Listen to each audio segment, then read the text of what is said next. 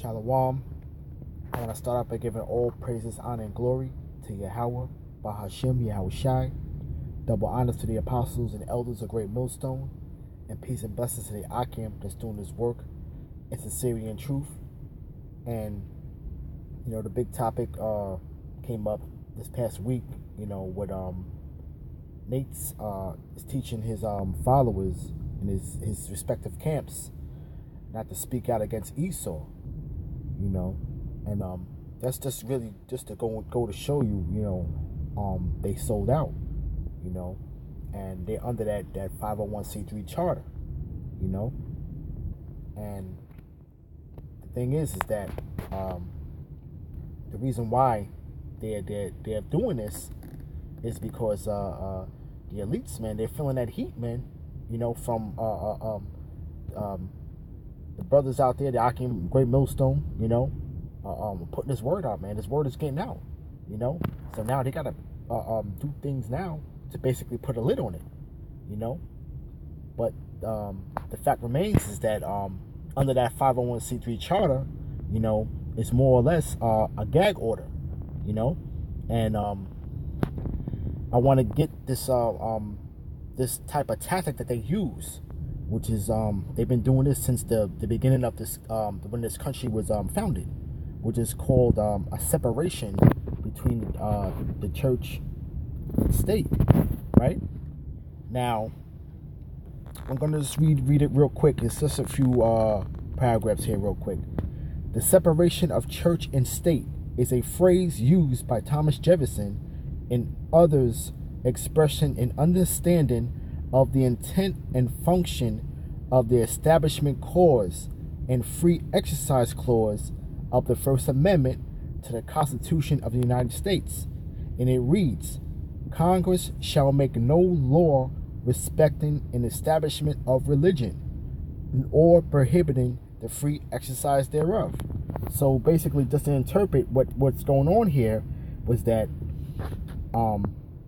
there's no law that they would establish, okay, that they cannot go by the law of the Bible, okay, because this country was so-called founded as a Christian nation, okay. So now they want their whole plan basically was to establish their own laws.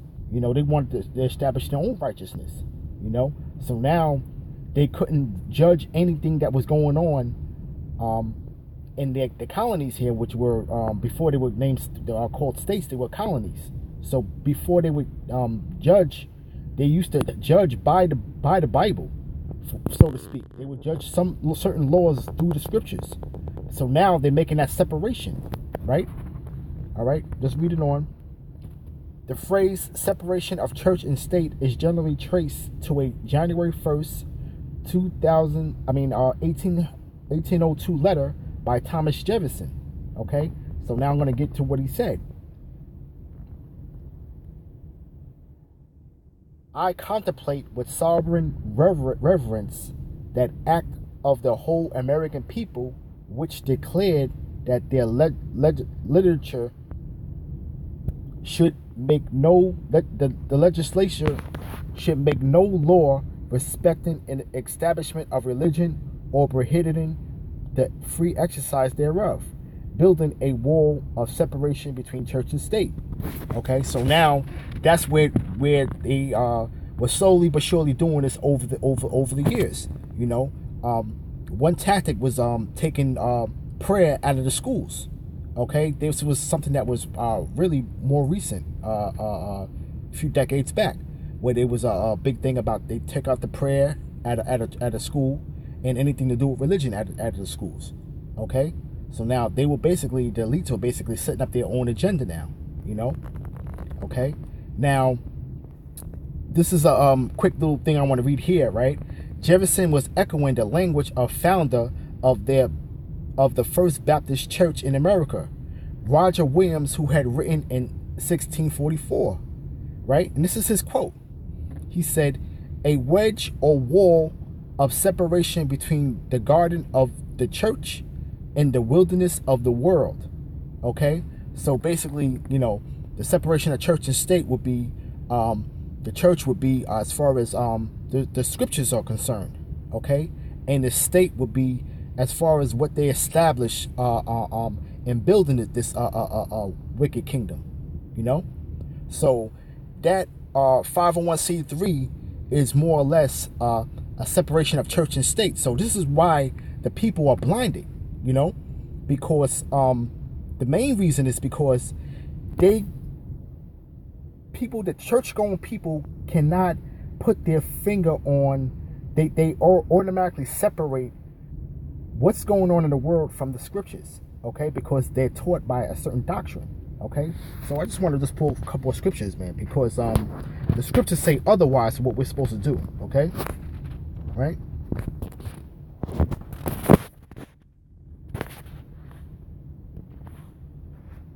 First scripture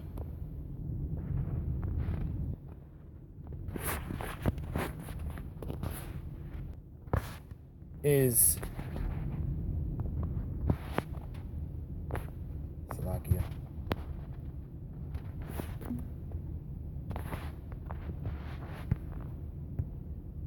Jeremiah chapter 48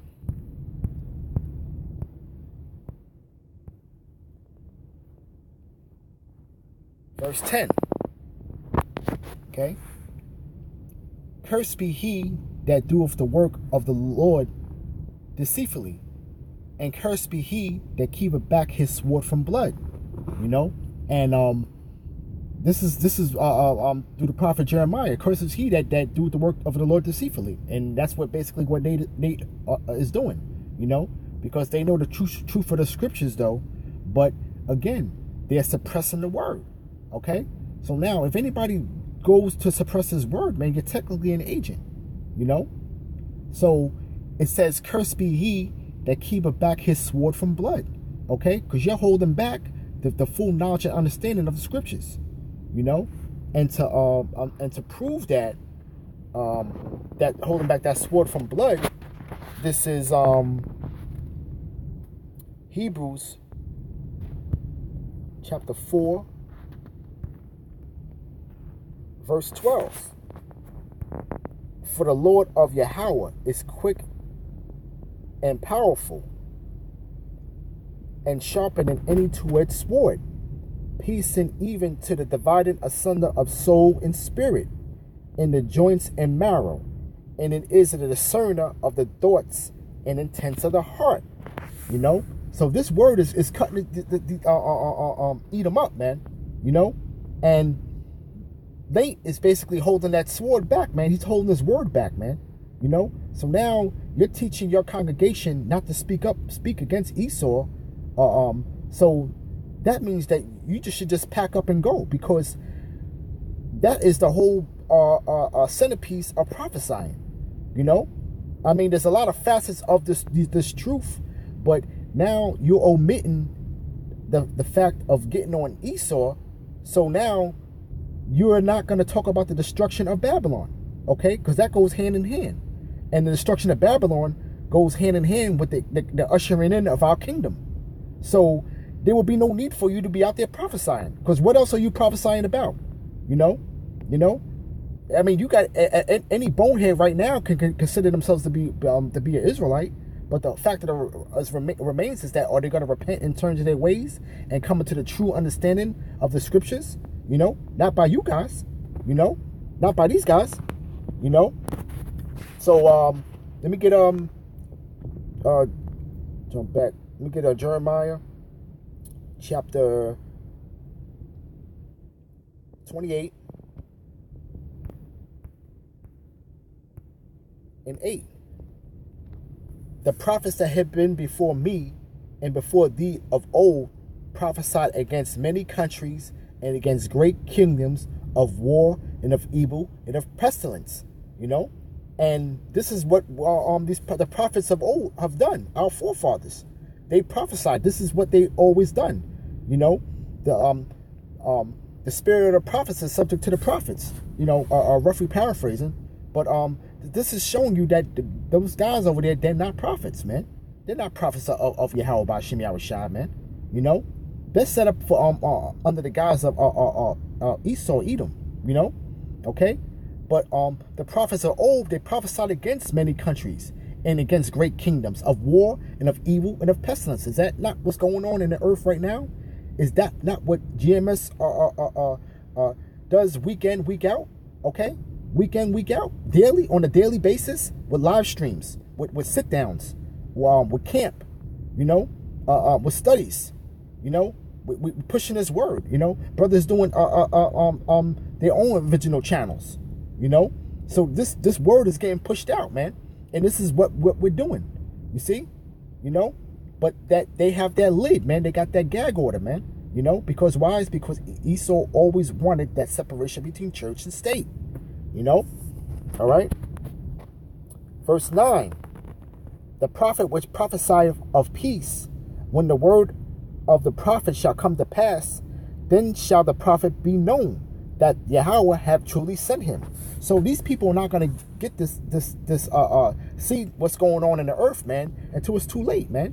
You know, once they get themselves jammed up in a jam, then they're going to actually see that this is that the prophets that were before them, that there was a prophet among them, you know. Okay, they're going to understand who the true men of the Lord are, man.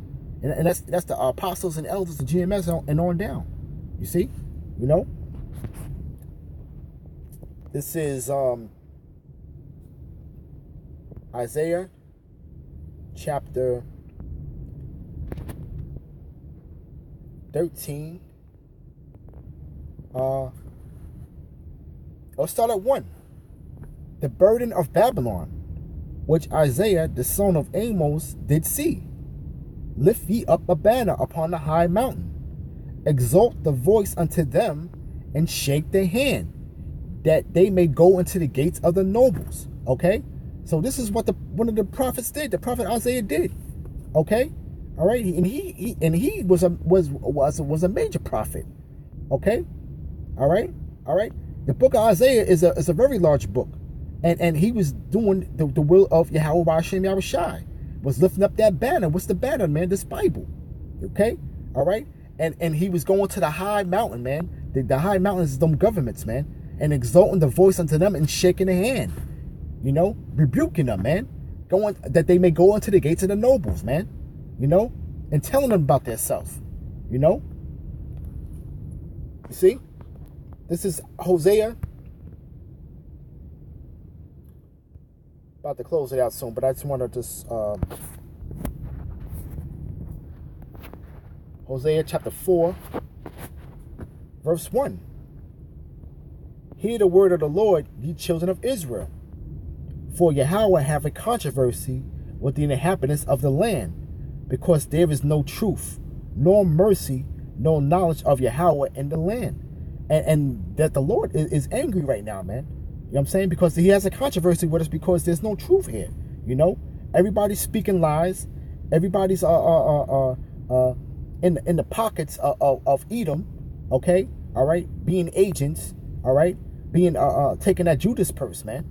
You see? You know? So now they don't have no knowledge of Yahweh because why? Because the knowledge is not being taught in the right way that it's supposed to be taught. You know? You know? And there's no mercy. They don't have no mercy on these people, man. These are just lost souls out there, man. But at the end of the day, they're not of the elect. Okay? So whoever's going to be taken by those clowns, and they're going to be taken, man. By the devices that they imagine, man. You know? You know, this is Psalms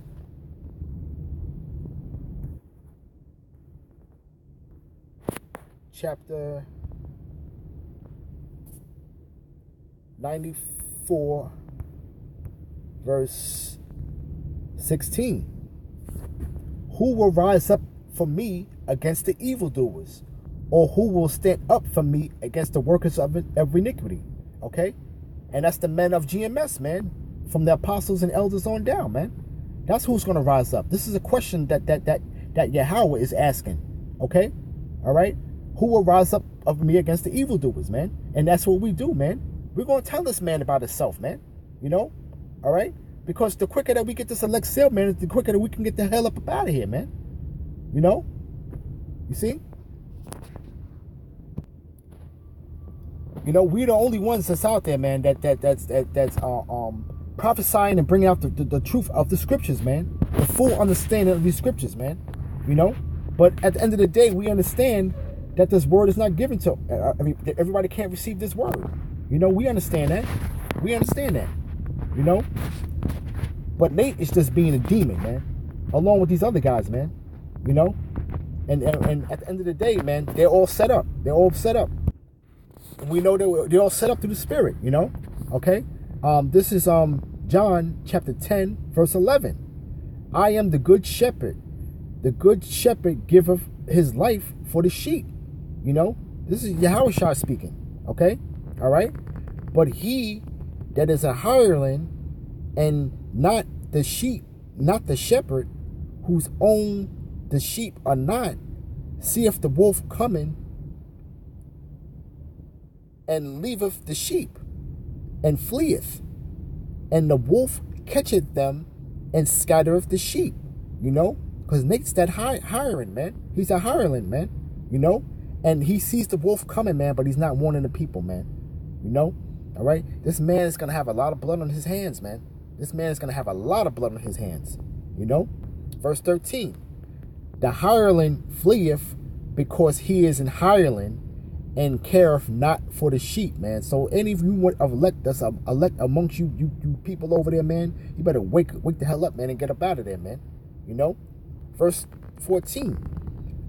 I am the good shepherd and know my sheep, and I am known of mine. You know? So basically, you know, whoever's gonna come into this fold is gonna come into this fold, man. You know? But these guys, man, they're about to pack up, man. They're about to pack up and go into hiding, man. You know, chiefly Nate. You know, he's gonna leave these guys high and dry, man. High and dry, man. You can just see it coming through the Spirit, man.